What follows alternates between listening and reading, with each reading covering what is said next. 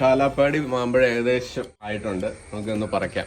കണ്ടോ, ഇതിനകത്തൊരു നല്ല ബ്ലൂ പൗഡർ കോട്ടിങ് ഉണ്ടോ. ഒട്ടും പുഴുക്കത്തില്ലാത്ത മാമ്പഴമാണ്. വലിയ വലുപ്പമൊന്നുമില്ല മാമ്പഴത്തിന്, പക്ഷെ സൂപ്പർ മാമ്പഴമാണെന്ന് കഴിച്ചു നോക്കാം. നെയ്തു പറയേ, നെയ്തുവിന് ഇഷ്ടപ്പെട്ടോ ഇല്ലയോന്ന്. ഗ്യാസ് ഒന്നും നീ ഒന്ന് കഴിച്ചു വെച്ചു.